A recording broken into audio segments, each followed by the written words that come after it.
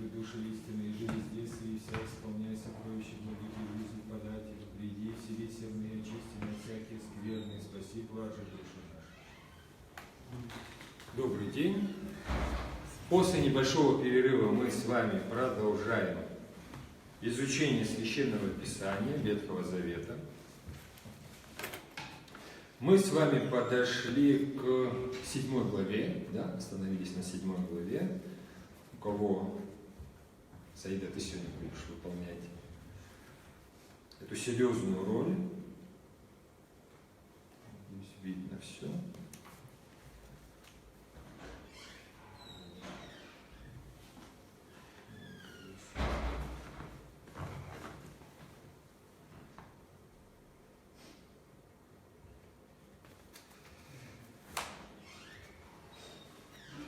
Так, на чем мы с вами остановились? На 8 главе, на 7 главе, 8 стихе. Вот это было у нас последнее.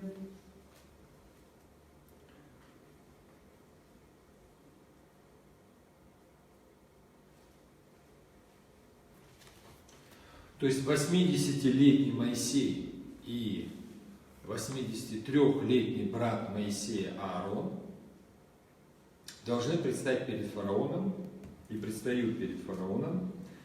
И с какой целью? Что они должны сказать? Они должны потребовать отпустить народ на 3 дня пути из Египта, да, в пустыне, для того, чтобы они, что сделали? Принесли, да, совершили жертвоприношение. Вот давайте мы с вами какой-то с 8 стиха и начнем.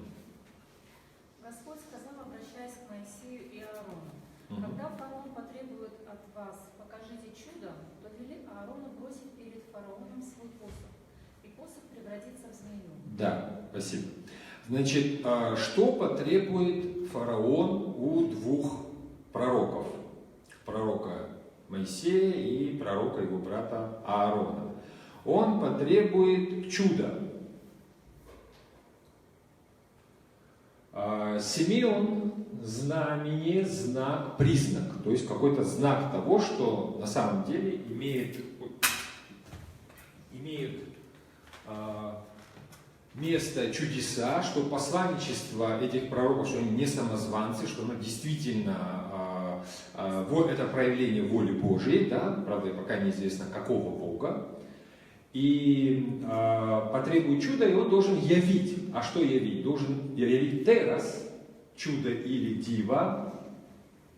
Мофет – это и то, и другое одним еврейским словом. Знамение, признаменование, чудо, указание или дива.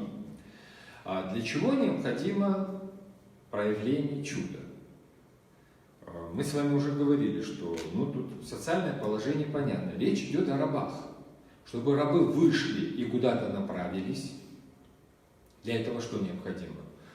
Либо указания фараона, да, либо какие-то государственные, да, либо указы, там, приказы и так далее. Либо, если мы выходим из понятия истории в область метаистории, то есть то, что выше истории, если мы выходим из естественного хода событий, а Господь вмешивается, и, как говорит Священное Писание, и, как говорят наши церковные песнопения, там, где хочет и где же хочет Бог, упраздняется естества чин. То есть там, где хочет Бог, естественный ход вещей может быть нарушен.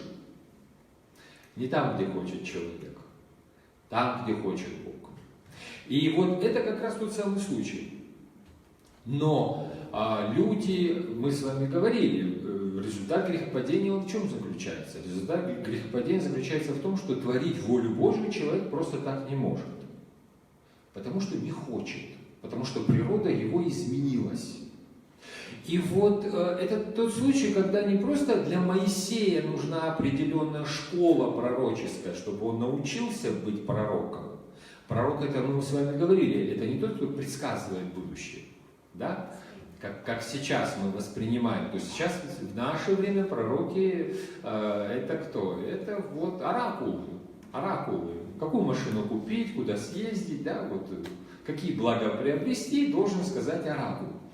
Вот.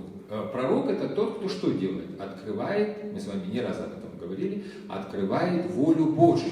Вот в чем заключается пророческое служение. Но даже в этом случае, когда Господь сам себя являет и открывает свою волю человеку, вы помните реакцию Моисея: «Я не хочу, я не могу, народ не послушает, я косноязычный» и так далее, и так далее, и так далее. То есть находится целый такой ряд человеческих причин не выполнить волю Божию. Хотя все предпосылки как бы для этого есть, и мы с вами говорили, Господь не ставит Моисея или Аарона, или его семью в положение революционеров. Им не нужно совершать революции, и у них, мы говорили, нет никакой возможности для этих социальных изменений, им нужно просто и только выполнять волю Божию. Все, больше ничего делать не нужно. Что нужно? Прийти и сказать. Почему только прийти и сказать? Потому что Господь отвечает: я буду там, я ввел вас сюда, я выведу вас из этой земли. То есть проблемы рабства, вот эти все социальные вопросы, они будут решены. Почему, на ваш взгляд? Почему такие серьезные и сложные вопросы, как освобождение от рабства, как разговор с фараоном, божеством мы с вами говорили, да? Разговор, который ведут кто? Рабы. Почему это все не имеет никакого значения? Ну, у нас, когда мы готовимся предстать перед вельможами и сановниками, мы готовимся, правда же? Мы заранее ведем большую подготовительную работу, да? Выстраиваем какие-то определенные концепции, связи и так далее. А вот тут ничего не нужно, просто приди и говори. Почему все это второстепенно? Потому что присутствует самое главное. Это тема Священного Писания. Спасение человеческого рода. Речь не идет о том, что там сформируется этот народ как народ или не сформируется. Будут у него какие-то атрибуты государственности или не будут присутствовать эти атрибуты. И у них нет вождей, то есть у них вожди вот формируются по ходу дела. Да? И мы впервые видим, что какая-то жреческая каста, она же и выполняет функции вождей, и руководителей, и так далее, и так далее. То есть никакие особые законы и предписания не регламентируют эти действия. Нет никаких законов. Потому что самая главная цель, которую ставит Господь, спасти человека. Все остальное, вы не заботьтесь об этом, все остальное придет. Самое главное – это восстановить связь. Мы с вами говорили, что такое религия, да? Это восстановить связь между Богом и человеком. Но кому кажется, что это достаточно легкая задача, тот, конечно, вот тут безусловно ошибется, потому что ничего легкого и простого в этом нет. И не по причине, конечно, того, что одна сторона этого договора или завета, то есть Господь, Он как-то медлит или не выполняет. Нет, по причине того, что другая сторона этого договора, то есть человек, постоянно с ним что-то вот происходит после грехопадения. Само грехопадение и все остальные какие-то вот действия. Нехорошие действия. То есть человек очень заторможен. Это какой-то камень, который вот постоянно нужно Всевышнему вот толкать, потому что сам он не двигается. Его постоянно нужно толкать. Вот такое очисление или окаменение сердца приводит к окаменению или очислению всего человека. Это вот факт, который мы с вами наблюдаем. И здесь то же самое. Ты предстанешь перед ними, но они тебе не поверят. Они скажут тебе: яви знак. Почему? Мы в Новом Завете с вами, кажется, подобное уже слышали. Во время 3-летнего земного вот подвига, учительства нашего Господа Иисуса Христа произошло, как вы помните, то же самое. Люди требовали у Христа что? Чудо. Но даже когда Христа распяли, что говорили проходящие мимо креста люди? Сойди с креста, и мы тогда в тебя поверим. Ответ Христа еще во время земной его проповеди был следующим. Род лицемерный и прелюбодейный ищет знамения, вот это семя, знака. Почему он называет людей, которые требуют от него, если он пророк, если он несет такое служение, требуют от него знака, родом, лицемерным и прелюбодейным? По какой причине? Люди требуют знака в силу того, что чудо, оно поможет им, что укрепиться в вере, да, поверить. А он говорит нет. То есть как бы ничего подобного не произойдет. Но и называет еще характеристика, которую дает Всевышний, она же не внешняя, он же не говорит, у вас там цвет кожи или такие, или цвет волос у вас такие. Нет. Он говорит о чем? Да, когда дает характеристику роду, он говорит о внутреннем состоянии людей. Когда он говорит о лицемерии, это значит, что они не бесстрастны. Да? Когда он говорит прелюбодейный, здесь речь идет не просто о блуде. Здесь речь идет не просто о человеческих страстях, когда там кто-то с кем-то там блудит и прочее. Нет, речь не об этом идет. С Ветхого Завета, со времен пророков, Израиль, как народ, именуется пророками блудницей, которая идет вслед богов чужих. То есть измена, о которой говорят пророки от лица Всевышнего, это не измена просто того, что там семейные узы не окрепли еще чем-то. Нет, речь не просто об этом. Это тоже следствие. Речь идет о самом главном прелюбодеянии. Измене верности Господу. И поэтому блудницей или проституткой назван народ, весь народ. Он изменяет. Он изменяет Богу. И постоянно выпадает из этого договора, о котором мы с вами говорим, о Ветхом Завете. Постоянно выпадает из него. Вот эта сторона, с ней постоянно что-то приключается. И часто, очень часто, точнее всегда, все пророки обвиняют Израиль как народ в нарушении этого договора и в измене Всевышнему. А за это, конечно, следуют там кары и прочее, но уже как следствие. Вот здесь знак и знамение ничего не изменит. И как показывает опыт не только в Ветхом Завете, но и в Новом Завете, когда Господь наш Иисус Христос совершал вот эти многочисленные исцеления и прочее, это тоже не изменило взгляда рода лицемерного и прелюбодейного.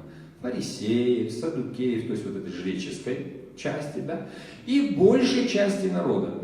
Почему? Когда они увидели насыщение 5000, там, 4 или 5 хлебами и 2 рыбками, да, когда они это увидели, они хотели его схватить и что сделать? И сделать царем, пишет евангелист. Когда какой-то лидер, неважно какой, религиозный ли, может быть народный ли, удовлетворяет естественные потребности народа, а естественные потребности народа вы знаете, хлеба и зрелища, да, вот и то, и другое, в данном случае, с их точки зрения, он удовлетворил. Народ что пытается сделать? Продлить это благополучие.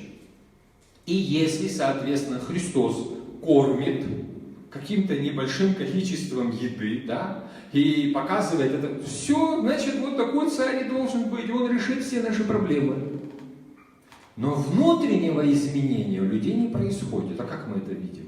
Тот же самый народ, который видел все эти чудеса, который хотел его поставить на царство, который при входе Господа в Иерусалим, после того, как он воскресил Лазаря, кричал: «Осанна Вышний, благословен грядущий во имя Господне», да? Осанна на небесах. Тот же самый народ через несколько дней будет произносить фразу: «Распни его», и когда Пилат говорит, что я чист, да, умывают руки, они еще и произносят клятву: «Кровь его на нас и на детях наших». Вот что это? Что это, как недействительно внутреннее, глубинное прелюбодейство людей? Сегодня они действительно лицемерны. Они. Мы.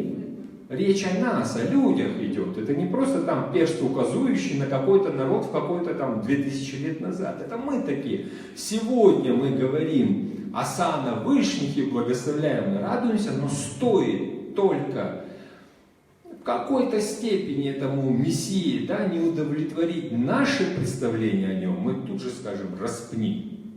И если даже суд в лице какого-нибудь представителя скажет, ну это несправедливо, мы скажем, распинай кровь его на нас.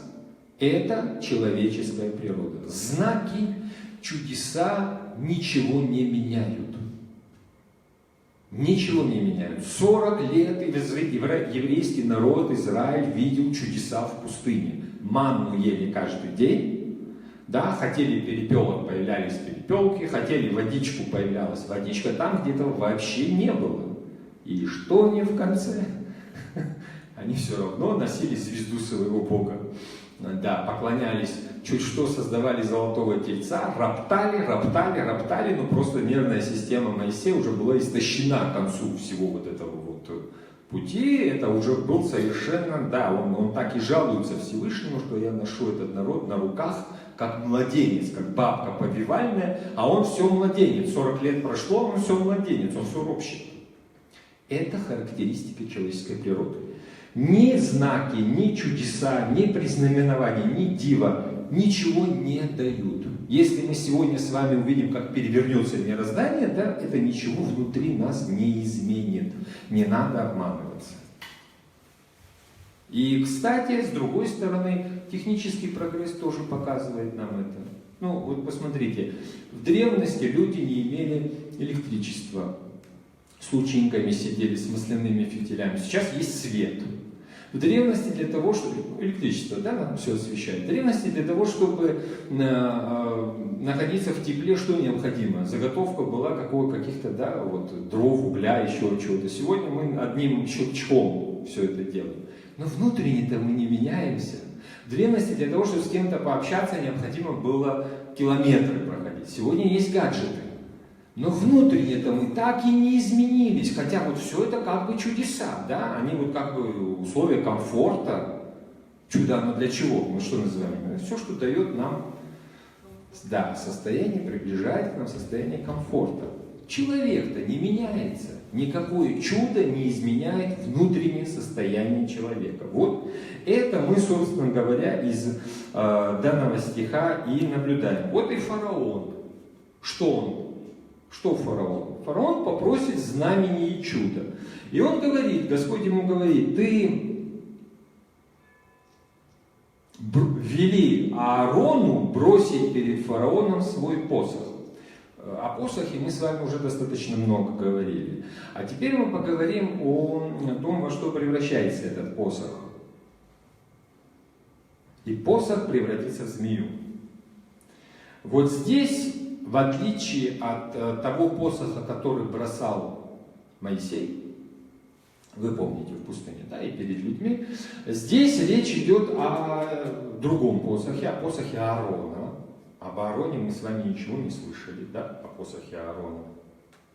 И он превратится, у Моисея он во что превращался? В какое животное? Змею, да, совершенно верно. У Моисея он превращался в нахаш. Это вот то самое слово, которое мы и в Эдеме с вами встречаем. А здесь, когда бросает Аарон, стоит слово таним. Морское чудовище. Дракон, змея. Некоторые толковники в наше время предполагают, что, возможно, он вообще в крокодила превращался, ну, какое-то такое существо, достаточно, как мы сейчас их называем, хладнокровный, да, земноводный, как мы называем, змей, там, пресмыкающийся, да, вот что-то такое. Греческий текст Септуагинты вообще кардинален в этом деле, он дает нам слово дракон. Ну, что такое дракон, я думаю, объяснять, да, мы вот даже варанов, да, на островах драконами называем. Почему? Потому что они действительно напоминают нам вот этих вот существ.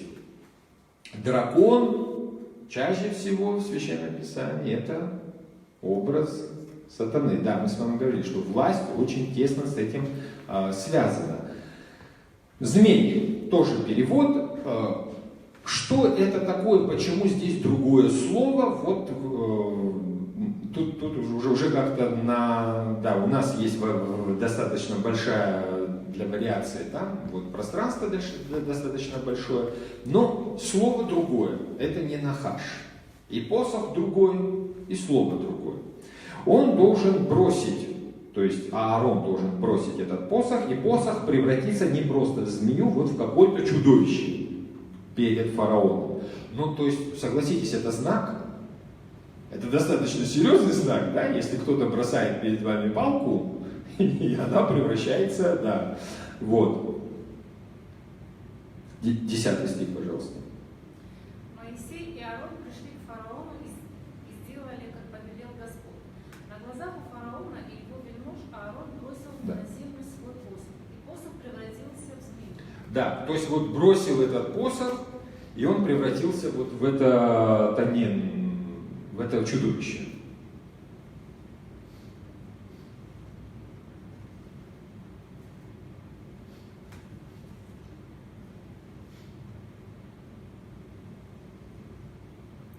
Теперь мы подходим к тому, что... Следующий стих, пожалуйста. Но фараон позвал своих мудрецов и колдунов, и они, эти египетские маги, с помощью волшебства своего сделали то же самое. Да. Вот теперь мы с вами приблизились к такому сюжету, который достаточно соревновательно выглядит, да, то есть к чему? К описанию 10 казней египетских. Или 10 судов, мы с вами говорили, да, которые будут испытывать египетская цивилизация. Мы с вами, я хочу напомнить, что мы с вами говорили о том, что в Египте божества, вот эти культы, их было более 2000. Более 2000, огромное количество храмов. Если отца истории Геродота, да, мы почитаем, то узнаем, что разные номы, то есть провинции Египта, исповедовали разных божеств. В каждой провинции было свое божество особо почитаемое, соответственно, связанные с ними культы и, соответственно, связанные с ним города, посвященные этим божествам.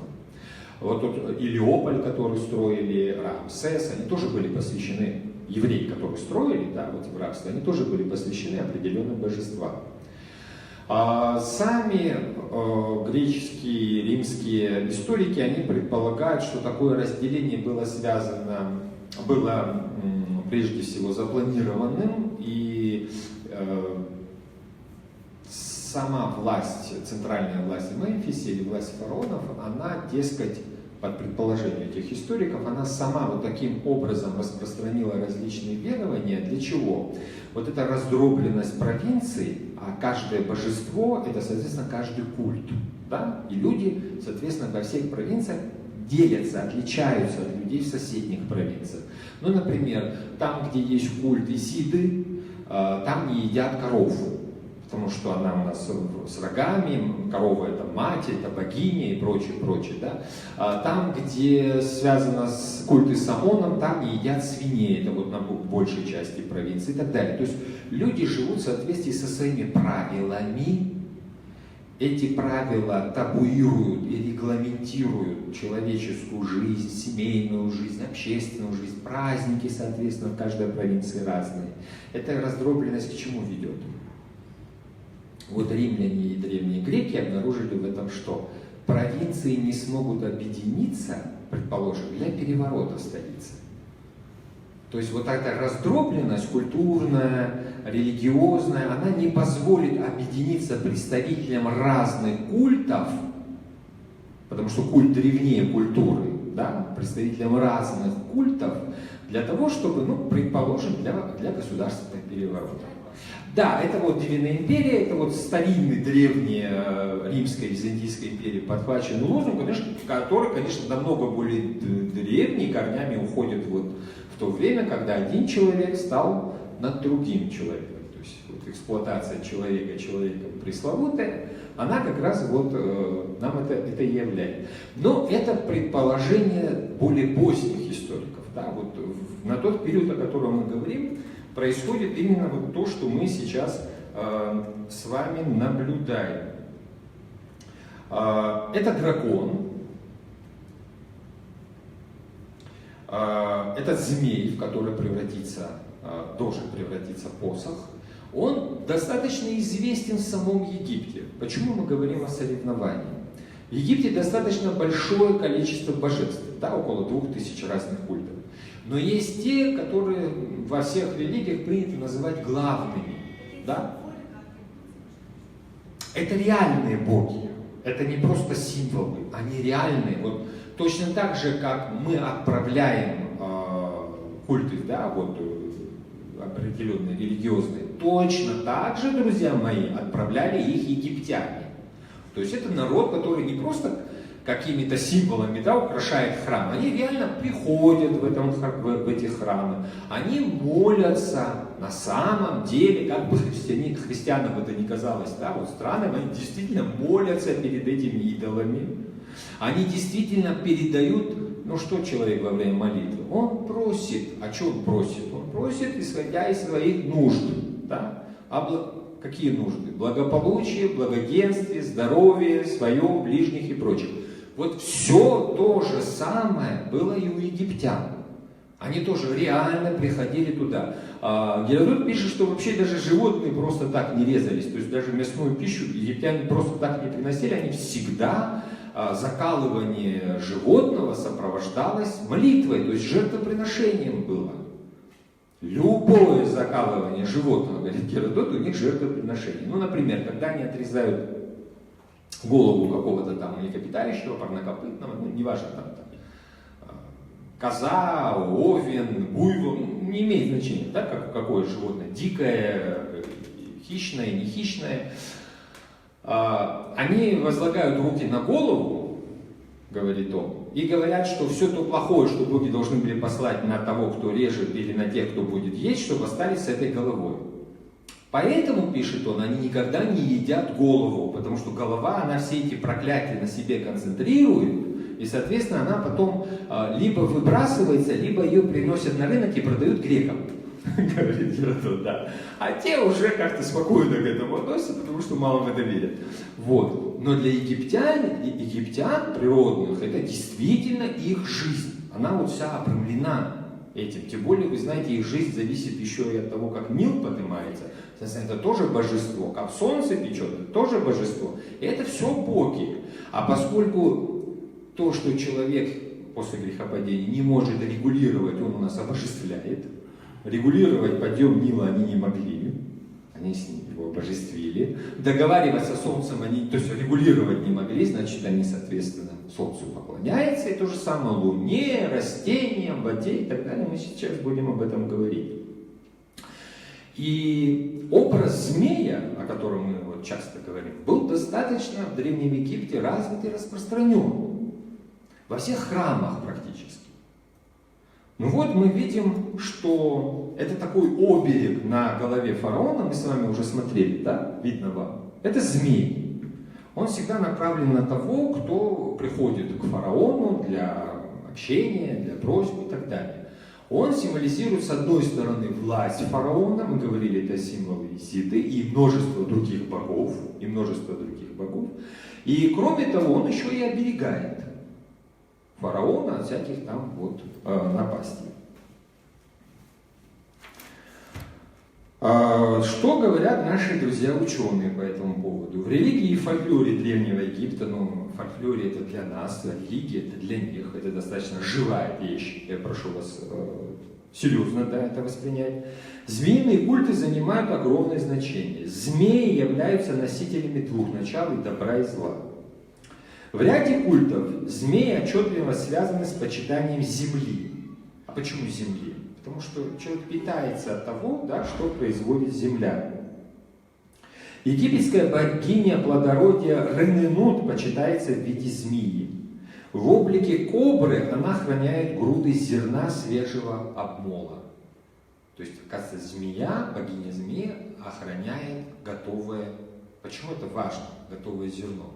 Потому что от заготовки зерна будет зависеть до следующего поднятия Нила вся жизнь этой цивилизации. Не просто страны, целой цивилизации. Ну, соответственно, перед ней приносят жертвы, изображается в виде коброголовой женщины, вскармливающей своим молоком младенца фараона. Поэтому у фараона, соответственно, на голове символ этой вот Рененут. Очень примечательно, что бог земли Геб изображается с головой змея. Он превращается в змею, змея уходит в землю точно так же. Змеиные божества — это Сат, сын земли, змей Мехент, окружающий землю. Что это значит? То, что мы сейчас называем экватором, да? Обвивает всю землю по ее периметру кольцом. Змей, соответственно, удерживает землю, змей. Да.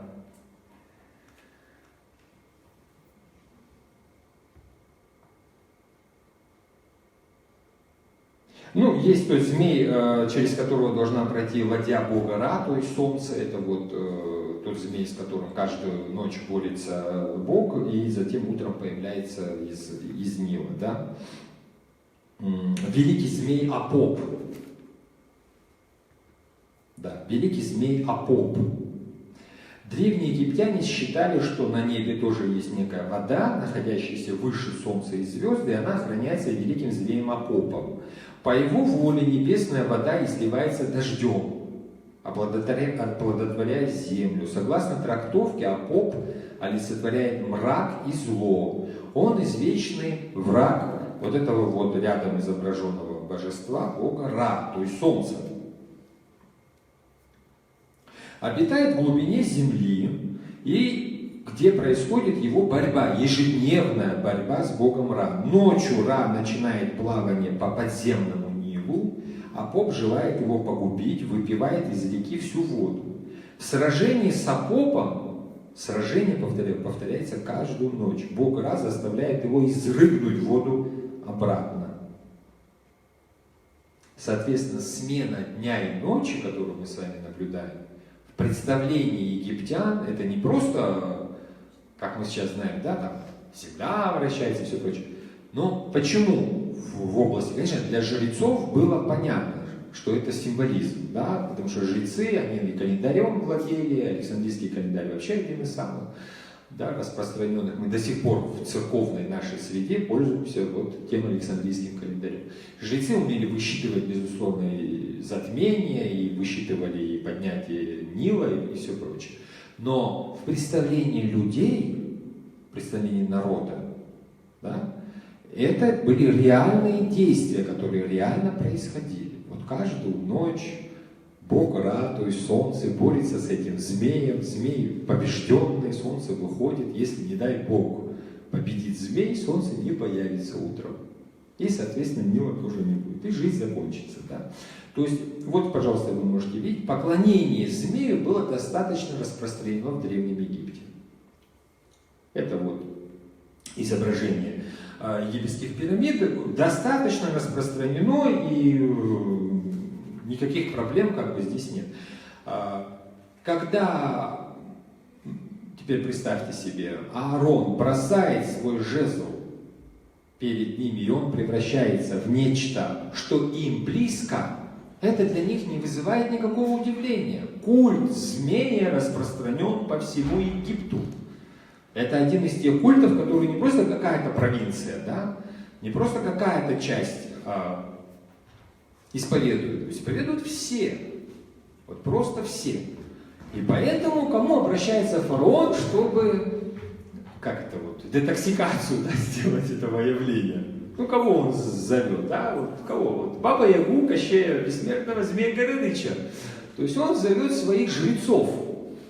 Жрецы бросают и делают нечто подобное же. Кого он позвал? Вот давайте мы еще раз посмотрим. Он позвал своих мудрецов и колдунов. Хахам на иврите. Умелый, искусный, опытный, мудрый. К кому обращается фараон? Вот к таким людям. Кашаф. Чародействовать. как причастие, это чародей и ворожей. К кому обращается он? Вот к ним он обращается. И Хартом. Хартом – тайноведец, волхв или мудрец. Иначе говоря, он обратился к Академии наук, современной ему. Да? Пришли кто? Мудрые, искусные, опытные, чародеи, ворожей, тайноведцы, то есть знатоки, да? Волхвы и мудрецы. Ну, вот Академия наук. Да, маги, это, да, греческое слово магос, пожалуйста, вот потом у нас же вот волхвы, которые идут с востока в Иерусалим поклониться, они магос, да, греческое. То есть это, да, вот какие-то очень ученые, очень мудрые такие вот люди.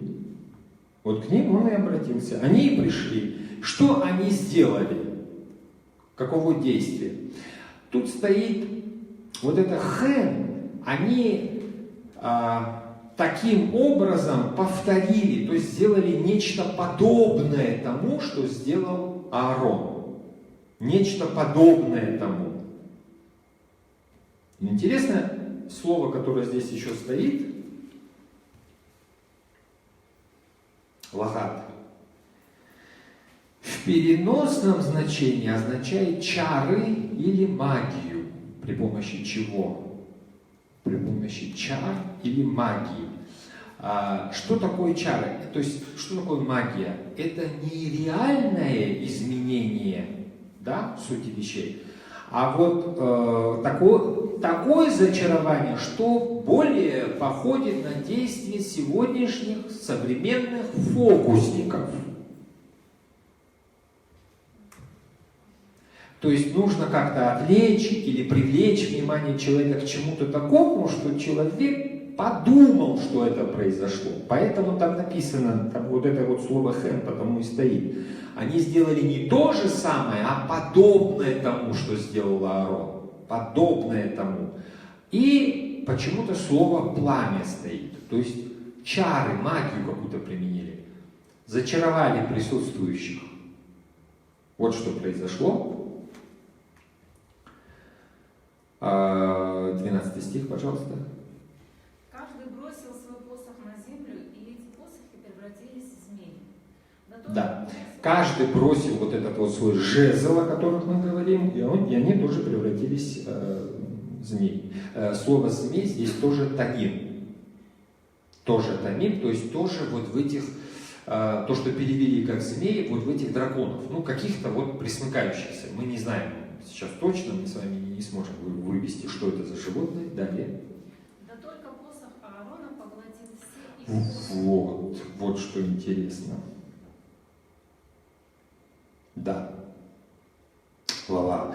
Глотать, поглощать, быть поглощенным, возмещенным, быть в замешательстве или смятении, быть помраченным, путаться, запутываться, быть сбитым с толку. Вот что сделал посох. Теперь смотрите, как пишет Моисей, не змей фараона, не змей Аарона проглотил их, а смотрите, посох Аарона проглотил их посохи. То есть посохи остаются посохами. Да, их природа изначально это жезл, это не животные. Да? И вот происходит некое такое действие. На греческом вот как эсхио превозмочь, одолеть, то есть жезл Аарона одолел жезлы этих.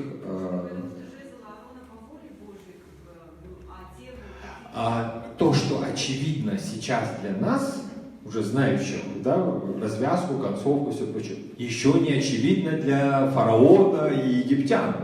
Поэтому тут начинается соревнование. Соревнование культов. И вот первое соревнование, это соревнование вот этих, да, вот этих вот божеств. То есть, почему это происходит? По какой причине это вот соревнование начинает происходить? Давайте мы с вами вспомним, друзья мои, Кто, собственно, такие Моисей и Аарон? И к какому народу они относятся? Кто это такие? Как называется этот народ? Народ. Израиль. Что означает Израиль? Как дается это наименование? Вспомните, пожалуйста.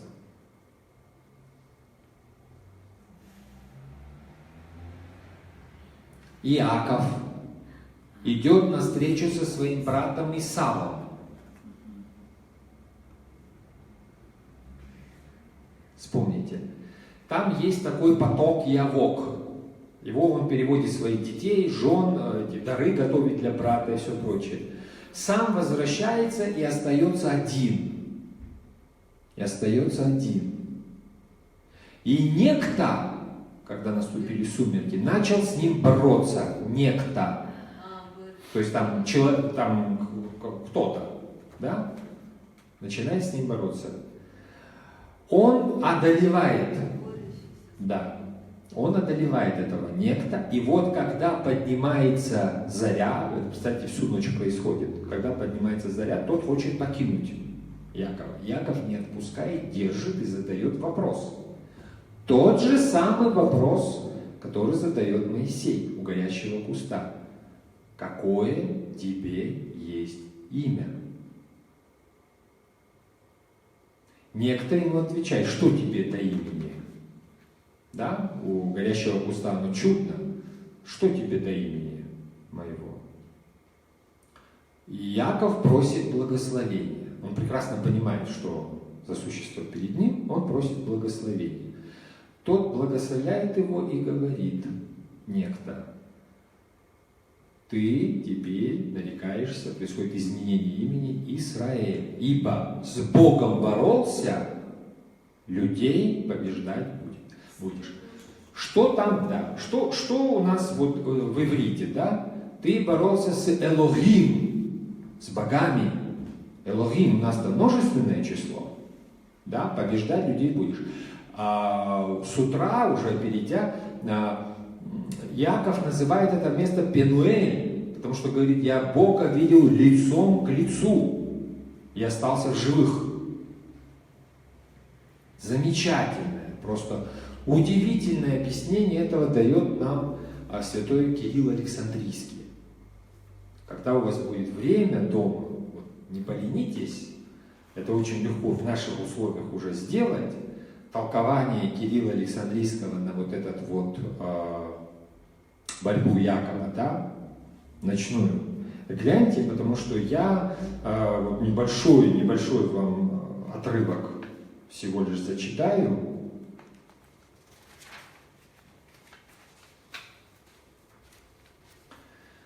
Яков остался один, некто боролся с ним до самой зари, увидел, что не может пересилить, коснулся состава бедра Якова, бедро было вывихнуто, когда он боролся, повредил он это бедро и сказал ему, отпусти меня, потому что восходит заря. Яков ответил, не отпущу, пока не благословишь.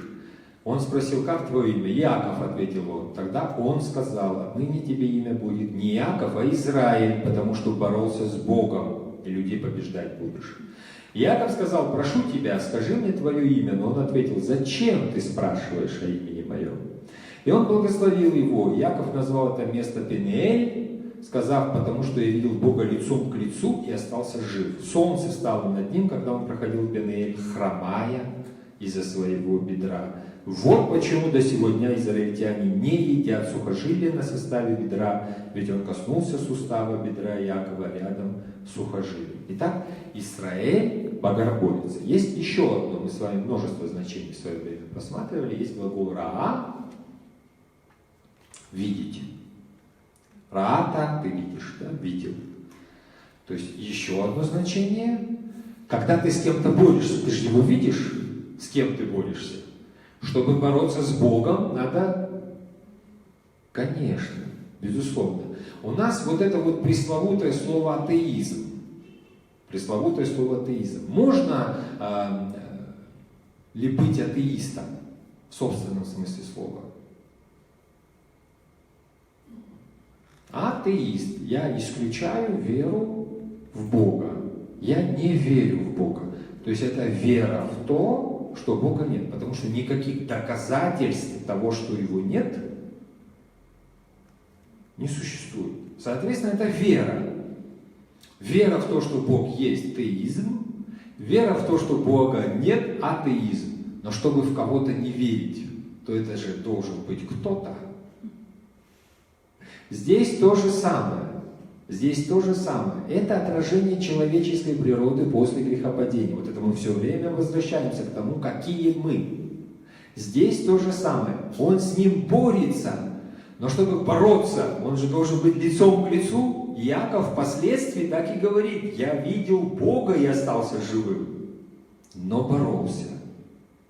Вот это ход развития человеческой истории. На протяжении всей своей истории человечество борется с Богом, с Его установлениями, с религией как таковой. Но чтобы с кем-то бороться, надо с ним входить все время в сопряжение. То есть нельзя, отрицая реальность, с чем-то бороться. Если чего-то нет, ты бороться не будешь. И этого ведь нет. Ну и по этому поводу вы знаете разные шуточки, да, вот, которые возникают. Для того, чтобы увидеть Бога, кто видит Бога? Вот вы слушаете: блаженны чистые сердца, потому что они Бога узрят. Вот кто видит Бога. То есть причина, условие или мотивация, как угодно, не в том, что там человек много знает, много слышит, много понимает. Нет, чистота внутренняя. Сколько бы чудес не совершал Христос, народ так и остался глухим. А то небольшое количество, которое, может, и всех чудес-то не видела. Женщину вспомните. Много лет страдавшая кровотечением, сказала в себе: вот если я прикоснусь, то есть вера ее, да, вера ее в то, что он целитель. Он-то и был целителем. Сколько людей его теснило, они ведь не исцелялись. Обратите на это внимание. Апостолы ему так и говорят: что ты спрашиваешь-то? Посмотри, тебя народ со всех сторон теснит, а ты задаешь это совершенно глупый вопрос. Кто ко мне прикоснулся? Да все к тебе прикоснулись. Но ведь все не исцелились. А почему? Ну, они из-за любопытства просто не касались, а это с верой. Вот. То есть и внутреннее состояние является условием, не ничего внешнего. Там внешне можно увидеть летающих, исцеляющих, воскрешающих, это ничего не даст. Вот здесь то же самое. Вот Кирилл Александрийский. Через грех естество человеческое впало в смерть.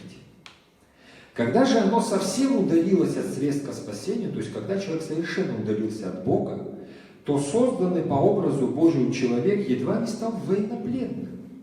Какой образ он приводит? И был обременен тяжелым игом рабства. А военнопленным у кого? Нахаш. Ибо он даже помимо воли подставлял выю преобладающему тогда сатане. Прямо говорит святитель Кирилл. Выю, то есть для ярма.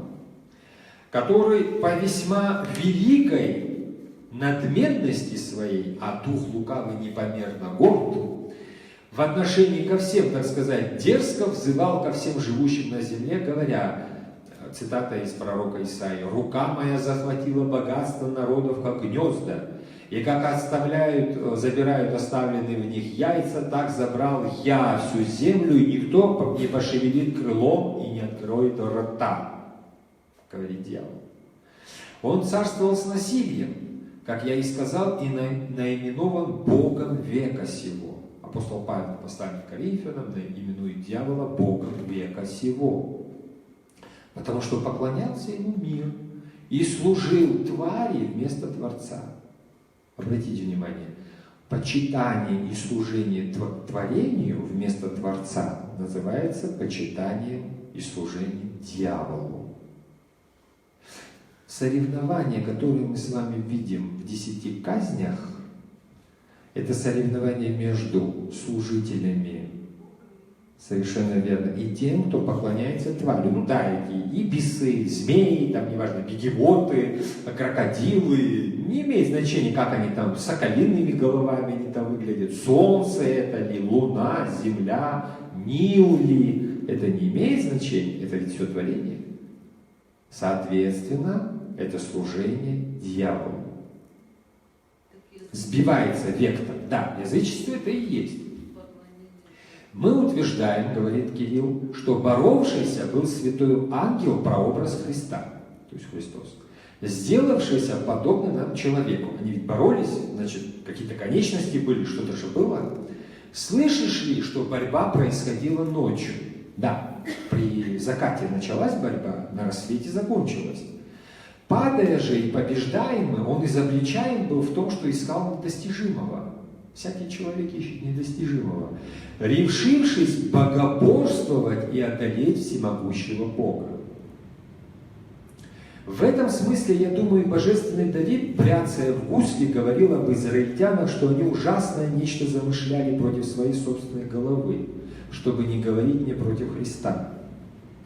Составили замыслы, но не смогли их выполнить. Итак, боролся Израиль со Христом, будучи во тьме. Обратите внимание, почему этот образ? Человек, находящийся в темноте, он с Богом воюет. Когда начало появляться солнце, борьба прекратилась. То есть, когда является свет, куда должен прийти свет? Где человек должен просветиться? Что значит просвещенный? Да? Когда, значит, приходит свет, борьба с Богом заканчивается. Бог не борется, потому что Он и есть свет. Дальше смотрите. То есть речь идет не о том, что Бог дрался. Речь идет о том, что состояние человека такое. В темноте он находится и борется с Богом. Боролся Израиль со Христом, будучи во тьме, не имея ни божественного света в уме, ни светлого дня, ни зари мысленно восходящей в сердцах верующих. Ибо он пребывал неверным, блудником. И, как говорит пророк, ждем света, его тьма, озарение и ходим во мраке. Вот так мы в Новом Завете и говорим, когда Христос пришел в земли, помните, на берегу Средиземного моря, свет великий просиял, земля лежащая, Нефалима, да, вот. Люди, ходящие во тьме, говорит апостол, да, увидели свет великий. Это вот та самая тьма. Далее, он пребывал неверным, но божественный Павел, к оправданным в вере и получившим просвещение через Духа, то есть к вам, к христианам, говорит: все вы сыны света и сыны дня, не сыны ночи и не сыны тьмы. Христиане – сыны света. Единственный, кто все время говорит, что это не так, кто все время шепчет, что это не так, это одно существо. Итак, уверовавшие ходят во дни, а неверные как бы находятся в ночи и продолжают борьбу со Христом. Заметьте, вне зависимости от того, там 2000 лет прошло, не 2000 лет. Понятие Ветхий Завет или борьба со Христом — это не временное понятие, это не хронологическое понятие, это состояние души. Это сделали происшедшие от Иакова, но только ослабели и были побеждены. Кто произошел от Иакова и ослабел и был побежден, я думаю, вы хорошо себе представляете. Израиль потерпел хромоту мысленную. Смотрите, какой интересный термин. Мысленно хромать. То есть не ходить ровно и прямо. И об этом знал премудрый Павел. Он пишет: укрепите опустившиеся руки, ослабшие колени и ходите прямо ногами вашими, чтобы хромающее не совратилось, а лучше исправилось. И это послание апостола Павла к евреям. Как раз в этом самом письме. Исцеление этой хромоты не иначе может произойти, пишет святой Кирилл, как только через одну веру во Христа и любовь. Давайте я еще раз повторю, потому что это часто ускользает от нашего сознания. Исцеление от этой хромоты мысленной Не иначе может произойти, как только через одну веру во Христа и любовь.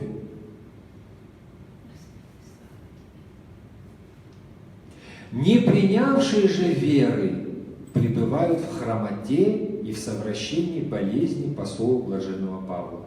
Таким образом, случившееся с Иаковом во время его борьбы, болезнь его от стегна, служит прообразом мысленной хромоты Израиля. Но что мы не солгали бы, утверждая и говоря, что имеющий ум в ночи во тьме находящийся вступает в препирательство и борется со Христом, производя в них духовную хромоту, это может всякий легко узнать из следующего. Иаков сказал, боровшегося с ним: «Отпусти меня, ибо взошла...» Иакову сказал, борящийся с ним: «Отпусти меня, ибо взошла заря. Понимаешь ли ты, как не выносит борьба света дня?» При свете борьбы не бывает. Потому что не борется с находящимся во свете. Он получил благословение от Христа, хотя и не весь, но в некоторой части уверовавших. Малый остаток, пишет апостол Павел, малый остаток этого народа остается верным Господу. Прежде других божественные ученики, то есть апостолы, которые некогда представляли собой Иакова, который боролся, а вспомните Павла и его историю. Кто это? Шауль, Савл, гонящий верующих. Хватал и бросал их в темницы, имел письма от первосвященника, еще и в Дамаск ходил, то есть вообще в другой город. Да, вот. Ну вот, даже такие ученики, которые раньше представляли собой Иакова, то есть того, кто боролся, обладая силой закона и дыша яростью. А кто дышит яростью? Кто изрыгает огонь из своей пасти, да? Более всего оскорбляли Бога. Они стали безупречны в отношении к правде закона, то есть ко Христу. Вот зададимся вопросом, почему каждый раз, когда человек встречается с Богом, он говорит имя, дай мне имя, скажи мне имя, кто ты, имя. Вспомните, пожалуйста, когда впервые мы слышим вообще имена, да, нарицание имен, где? В какой части Священного Писания? Как? Наречение, да. Номены когда раздаются? В раю. Вспомните, пожалуйста, Адаму Бог приводил... Вот Евы еще не было. Да. Адаму Бог приводит животных, и Адам нарекает им имена. Что, о чем это? Что значит дает имена, номены? Да? Это не просто речь, не просто о зоологии, ботанике, биологии и так далее. Да? О чем идет речь? Номен, имя, то есть определение по характеристикам. Когда мы чему-то даем определение, мы, соответственно, даем имя. Для того, чтобы я назвал это плакатом там, или это прибором, как он называется, или эту лампу, я должен знать о ее свойствах. Я должен отделять, то есть ограничивать этот предмет. Только тогда я могу его назвать. Если он у меня сливается с тумбочкой, с микрофоном и со всеми вами, я не смогу его никак назвать, никак определить. Да? То есть по определенным, вот разность дефиниций, понятия. Да? Понятия, они исходя из того, почему мы вербализируем, да? Вот, для чего мы это словом? Мы вначале разделяем в нашем сознании. Разделяем, ограничиваем. Потом даем имя. Если я увижу осла, скажу вам, это осел, вы сразу поймете. 2 уха торчат, там 4 ноги, хвост, вот, и очень упрямый. Вы поймете, это осел. Я скажу лошадь, вы поймете, что такое лошадь. Вам образ должен что сделать? Ограничить, выделить и дать характеристики. А теперь смотрите.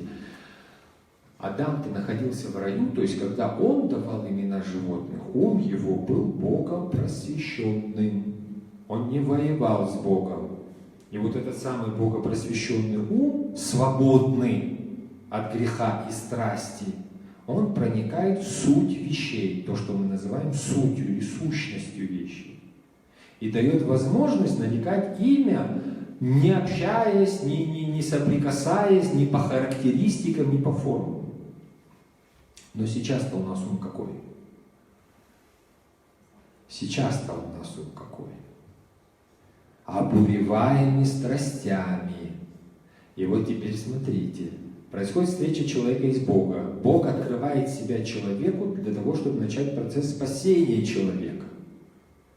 И что делает человек, как только сталкивается с Богом? Что делает этот ум, погрязший в страстях? Он пытается Бога ограничить. Он пытается Богу дать имя, проштамповать и поставить в своем сознании на полочку. Точно так же, как и все мироздание. Ведь что человек делает после грехопадения? Он все дробит. Он себя отделяет, внутри него идет борьба, он в себе разделение видит, да? И разделение во всем окружающем мире. Что хочет сделать человеческий ум? Он хочет ограничить Бога, дать ему имя. Имя, соответственно, будет характеристики проявлять, да? Ну, какие-то характеристики и так далее. И все. И туда на задворке сознания. Вы что думаете, это для того, чтобы когда понадобится, я достану. То есть ум является таким пасынком души. Ну, сходит, да, с рельс постоянно. Он пытается опять, что значит опять необъятное? Он пытается использовать Бога в своих целях. Это высшее проявление эгоизма. Встретиться с Богом и тут же попытаться его ограничить. Кого? Кого ограничить? Это ли не безумие? Нет, имя. И вот благодаря этому имени мы теперь будем... Ну, что далеко ходить? Посмотрите, многие современные конфессии так и носятся с этими именами. Вот только это... Послушайте, мы говорим о Творце. Нет, о Творце, но вот нам открыто вот это вот имя, и только это имя. Я почему говорю? Я о ком говорю? Вы представляете себе эту конфессию, да? Ну, конечно, конечно. Недавно вот совершенно я писал об этом. Ну, не существует слова Иегова. Не существует такого слова. Никто не знает, как читается тетраграмма. Ну, гласных там нет. Есть согласные, мы с вами говорили об этом. Нет там гласных. После уничтожения вот, в первых веках израильского государства, уже, я имею в виду храм, когда был разрушен, да, начали уже переписчики подставлять гласные, записывая Библию. И поскольку не знали как, взяли слово Адонай, господин, гласные оттуда взяли, подставили под эти 4 согласные. Получилось Иегова. Но это произошло в наше время, после Христа. Вот не было в древности никакого имени Иегова и быть не могло по определению. Нет, вас все равно будут останавливать и так вот открывать вам тайну, что есть имя, которое скрыто, но его нужно постоянно произносить. И вот эту совершенно искусственную композицию возводить в культ. Они свидетели чего? Того, что переписчики придумали во II веке? Огласовали? Ну, это то же самое, как немое кино сделать звучащим. Приблизительно то же самое с письменностью произошло. Но это же всего лишь вариация. Зачем же ее возводить в культ? А зачем? Этого требует кто? Этого требует лжеименный разум. Он требует дать имя Богу. Он требует что сделать? Припечатать, печать поставить. Знак качества соответственно. Потому что ваш-то Бог, мы что понимаем, что ваш Бог, он неправильный Бог, то мой Бог. Да?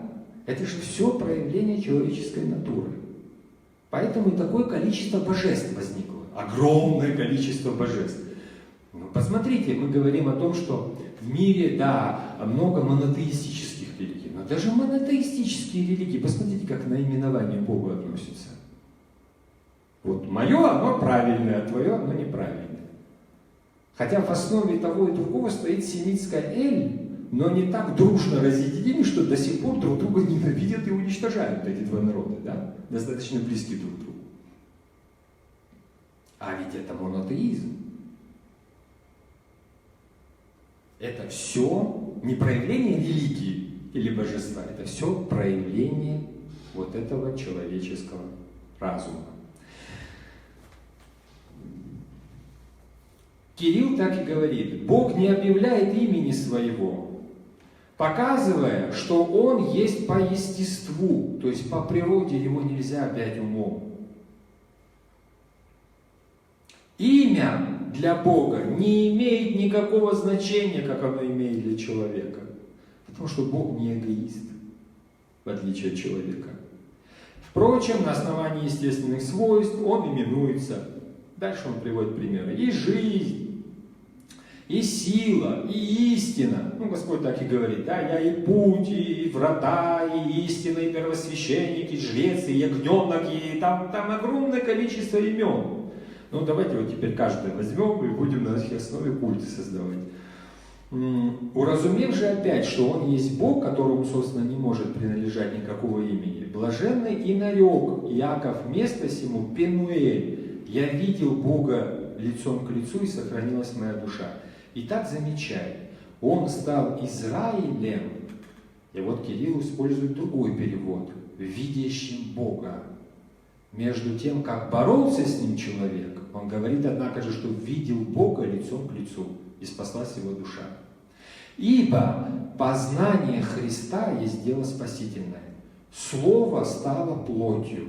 Потому что патриарх Иаков говорит, что видел Бога лицом к лицу. Воссияло солнце. Проходил, как сказано, вид Божий. И он хромал на бедро свое, потому что, как я уже сказал, с просвещением иудеев закончилась эта борьба. То есть с приходом христианства закончилась эта борьба. Нам уже не нужно хромать ни умом, ни физически, никак иначе, ни сердцем, потому что теперь-то у нас есть кто? Христос.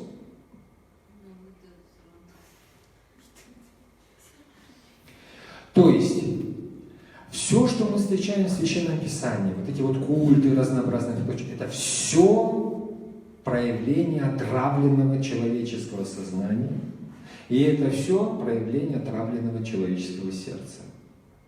2000 там культов будет или и так далее. Что спрашивает Моисея фараон? Как имя вашему Богу? А что, как называет себя Бог Моисею, да, когда дает эту тетраграмму? Мы ведь до сих пор эту форму от глагола «еги», да? «Еги», «ашер», «еги». То есть, я был тем, кем я был. Я есть тот, кто я есть. Я буду тем, кем я буду. Тебе-то что? Следующий вопрос. Я есть тот, кто я есть. Тебе-то что? Да не пытайся, почему он говорит, имя мое чудо, не пытайся меня ограничить, не вступай со мной в такие отношения. Вот в такие отношения вступать не надо. Ведь Бог-то человека не ограничивает, Бог человека спасает. Посмотрите в ответ, что получает, да? И это еще часто мы будем видеть имя. Имя, какое имя? Это для чего все делается? Вот Алексей Ильич Осипов, известный вам, вот недавно награжденным, он тоже в свое время писал: не забудьте, друзья мои, что можно сойти с ума. То есть выражение «сойти с ума» не в прямом смысле, не ум сходит с рельс, а душа сходит с ума. Вот как? Когда страсть побеждает все на свете и ломает преграды ума. В жизни с этим приходится встречаться, к сожалению, очень часто. В жизни какой, я говорю? У других людей, не у меня, вы слышите? Это не со мной происходит, это вот это все с другими. У меня все окей. А у других посмотришь, боже мой, какие все вокруг глупые. Надо же только творить такое, что творит человек. Вы слышите, как человек рассуждает? Можно сойти с ума не умом, а душой. И тогда страсть побеждает, а ум становится рабом. Каким? Техническим. Рабу говорят, иди и убей. Этого нельзя делать. это плохо, но он раб. Он может сказать нет? Раб, он не говорит нет. Он идет и убивает. Приказали, все. Приказали, иди в тюрьму, отсеки голову Иоанну Крестителю. Пошел, отсек. Христу, всем остальным. Раб, тут ничего не скажешь. Слышите, какие вещи, которые нам с вами особенно надо знать точно, чтобы понимать поведение людей. А вот глядя на себя, увидеть это очень трудно. Давайте хотя бы понимать, смотря на окружающих, которых мы всегда ругаем. К чему я это говорю? Опять ту же старую песню я вам пою. Вы же знаете, какой я солист. Можно богословие все умом усвоить, но если душа не станет на нужные рельсы, если она сходит с ума, то никакие знания, никакое богословие ничего не поможет. И как важно, чтобы сам человек хотел пойти по этому знанию, которое открывается умом. Христианство говорит о чем?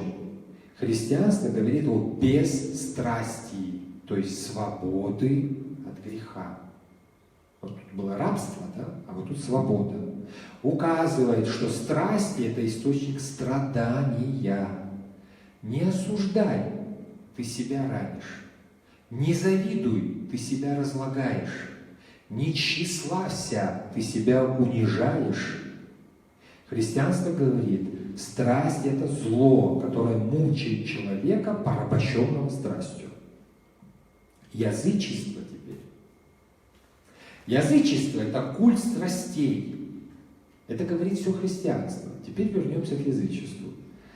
Это все наоборот. Это культивирование страсти во всех его формах. Культ гордыни. Конечно. Тщеславие. Как же без него. Посмотрите, сколько статуй поставлено. Жадности. Ой-ой-ой-ой-ой-ой-ой. Алчности. О разврате, говорит Алексей Ильич, даже говорить не надо, это и так понятно. Телевизор можете включить и все увидите. Книжку открыть, все прочитаете. На рекламу поднять глаза, все увидите. Вы слышите интересные вещи какие? Обратите внимание. Два антипода, то есть два противопоставления. С одной стороны, борьба со страстями, как врагами человека. Врагами, моими врагами. Это очень важно понять, что страсть – это мои враги, и они несут мне зло. Я привожу постоянный пример – зависть. Посмотрите, что человек тебе надо, что у другого хорошо, что ты весь зеленеешь-то. Взгляд видит ближнего, и человек зеленеет. И мучает его эта страсть. Желтеет, зеленеет человек, покоя себе не находит, злобствовать начинает на другого, у которого хорошо, как ему кажется. Вот и подумайте, кому человек вредит? Другому. Неужели непонятно? Обжорство, скажите, кому вредит? У кого ты ешь? Вот. Скупой рыцарь, жадность кому вредит? Умер на сундуке золота. Кому он повредил? Вот почему страсть или язычество – это полный антипод христианства. Любая страсть мучает – это мучитель для человека, говорит христианство. Ответ язычества – вы глупость говорите. Язычество требует хлеба и зрелищ. То есть, как мы говорим сейчас, прожиточного минимума и развлечений. Вот гаджеты есть. Какие проблемы? И больше ничего. Сейчас эпоха развлечений. Собственно говоря, человек всегда к этому склонен. Гигантские деньги, предположим, средства тратятся на что? На развлечения. Вот вам классическое язычество. Масса людей, миллионы, миллиарды людей едва влачат жалкое существование. Посмотрите на Индию, говорит он. Одна набедренная повязка у крестьянина. Наступает вечер, он ложится на асфальт, ему негде жить, у него нет крова над головой. Малейшее похолодание, умирают тысячи людей, потому что они совершенно раздеты. На приеме к Индире Ганди идем как-то, вспоминает профессор. Нас чиновники предупреждают, ни в коем случае не спрашивайте у нее о положении людей в стране. У нас 300 миллионов человек не знают, что будут есть завтра. И тут же развлечения. Миллионы тратятся на развлечения. Вот принцип человечности в нашем мире. Хочу обратить внимание на одно удивительное и беспрецедентное явление. Идея спасения присутствовала во всех религиях. Но никогда никому в голову не приходила мысль о том, что может спастись не праведник и не герой. Спасались всегда кто? В иудействе это всегда праведники. Кто такой Моисей? Конечно, праведник. Кто такой Авраам? Праведник. В герое в античности кто такой Геракл? Герой. Тесей кто такой? Минотавра там убил и все прочее. Это все либо герои, либо праведники. А кто в христианстве первым вошел в рай? Первым вошел в рай. Вот. Он что, герой? Он что, праведник? Первым в рай зашел убийца, обогренный кровью. За то, что он только сказал, что это такое. И вообще, что это за религия? Вы вот подумайте теперь, какое противопоставление. Найдите где-нибудь, чтобы преступника и негодяя объявили святым. Найдите.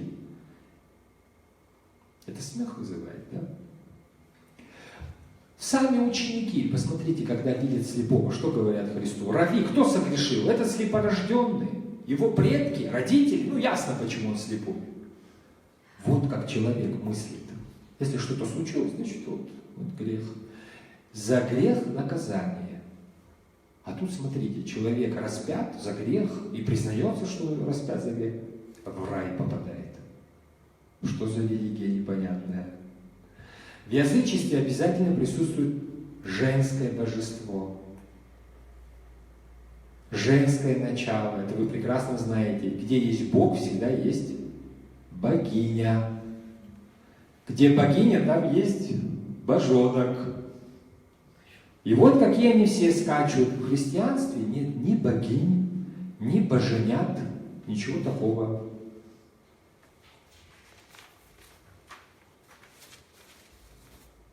Это такое отступление для того, чтобы было понятно вот это вот соревнование, которое происходит между представителями и посланниками Адонай и представителями и посланниками Нахаша. Потому что фараон, мудрецы, вся эта Академия наук, она представляет одно направление. Они действуют все вместе. Так. У нас что произошло? Жезл Аарона что сделал?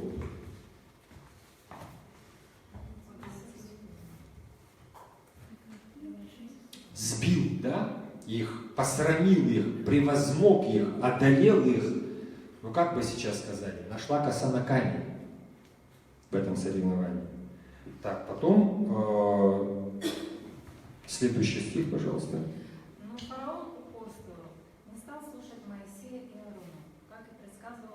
Да, вот посмотрите, сердце фараона, мы же сказали, да, он оставлен. Он оставлен Богом. Сердце фараона в натуральном состоянии находится, в естественном. Голос совести ничего не говорит, благодать не работает. Он оставлен со своими помыслами. Худшее из всего, что святые отцы в своей жизни именовали, это богооставленность. Слова «перед свершилось на кресте» какие? Или, или, лема сабахлани. Господи, Господи, совершенно верно. Богооставленность, натуральное состояние человеческой природы, что бы там ни говорили наши западные христианские собратья, это очень страшное состояние. Вот на примере фараона. А почему? Вот смотрите, в натуральном состоянии Матфей говорит, вот вы можете прочесть. Я говорю им притчами, потому что они, смотря, не видят. Вот что такое оставленность. Слушая, не слышат и не понимают. Но ведь органы-то работают. Дело же не в том, что там северные пробки, а здесь вот минус или плюс. Дело же не в этом. В них исполняется пророчество Исаии. Вы будете слушать и слушать, но не поймете. Будете смотреть и смотреть, но не увидите. Почему? Потому что речь не в органах чувств. Органы чувств нормально работают, рецепторы, все нормально, сигналы передают и так далее. Сердце этого народа, помните, то сердце, о котором царь Давид говорит, белее снега, обращаясь к Богу, чтобы он очистил. Сердце этого народа ожесточилось, они с трудом слышат ушами, и глаза свои закрыли, чтобы не увидеть глазами. Когда человек закрывает глаза? На что человек часто закрывает глаза? В том числе. Для чего он это делает? Не понять сердце и не обратиться, чтобы я их исцелил. В своем состоянии человек борется с Богом. Он богоборец. Он закрывает глаза, и он не хочет слушать, чтобы не исцелиться. Парадокс. Я очень часто слышу у нас: если бы Господь явил такие чудеса нам, которые мы читаем в Ветхом Завете, вот мы бы поверили. Это значит, что у человека, который так говорит, настолько это самый орган уже закоснел, что он не видит этих чудес. Просто не видит их. Блаженны ваши глаза, говорит Матфей, потому что они видят, и ваши уши, потому что они слышат. Это Христа цитирует. Говорю вам истину, много пророков и праведников жаждали увидеть то, что вы видите, но не увидели. Желали услышать то, что вы слышите. Почему? Потому что варео, отягченное, обремененное, отягощенное и перегруженное сердце.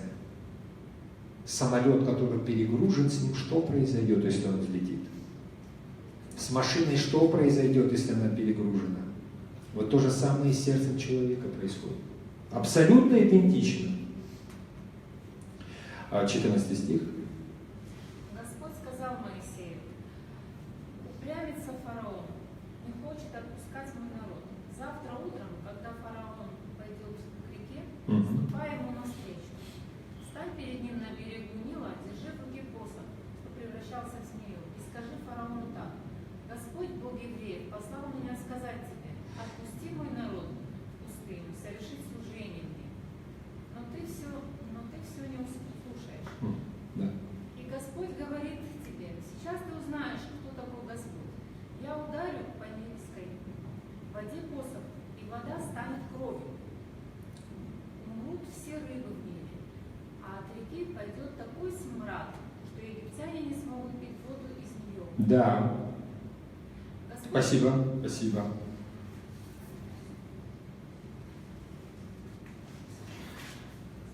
Яор – это большая река, также называется Тигр, также называется Нил. Жезл теперь, который держит Моисей, другой, ворона Тамину, это Нахаш. Талмуд говорит о том, что фараон утром выходил к реке. Почему? По нужде. Я зачитаю Талмуд. Он выдавал себя за божество и говорил, что у него нет естественных потребностей, то есть он Бог. Поднимался рано утром и выходил к Нилу опорожниться, чтобы его никто не видел.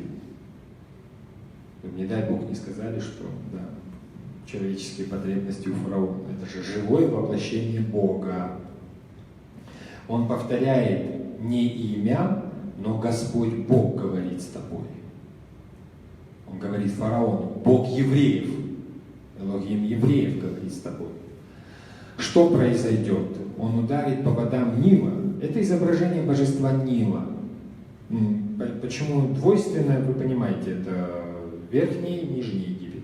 То есть он объединяет, Нил течет и там, и там. Вот. Ну, такой вид, потому что Нил дает жизнь. Вы видите здесь растения, да, вот изображены. Цвет, я думаю, объяснять не нужно, почему. Это цвет воды.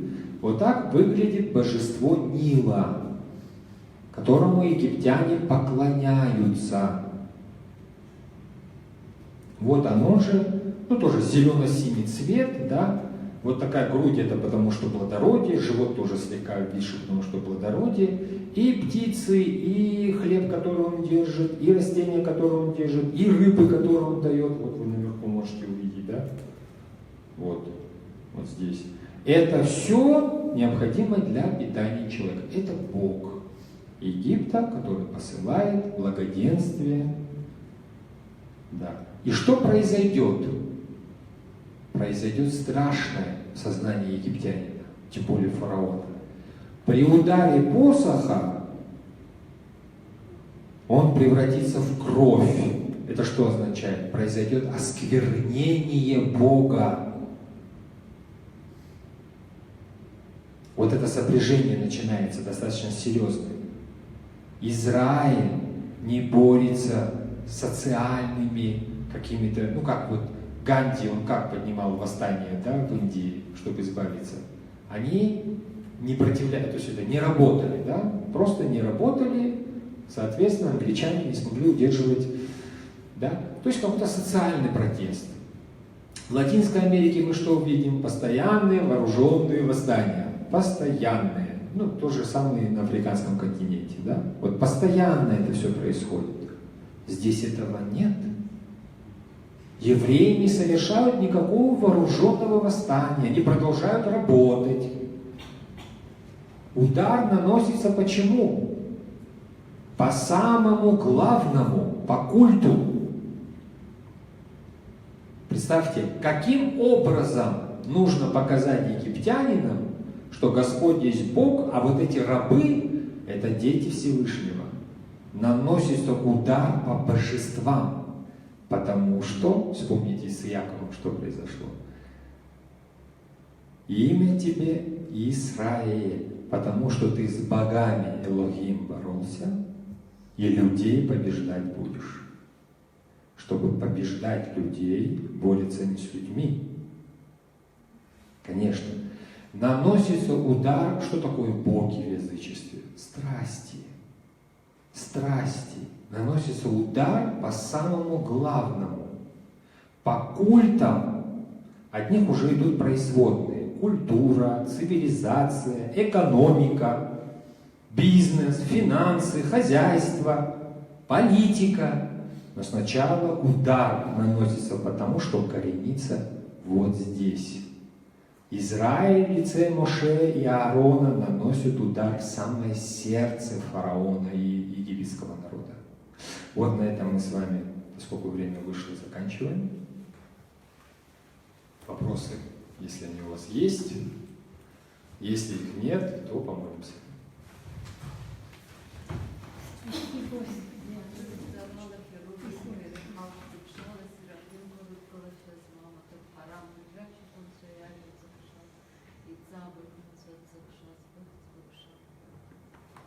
Спасибо.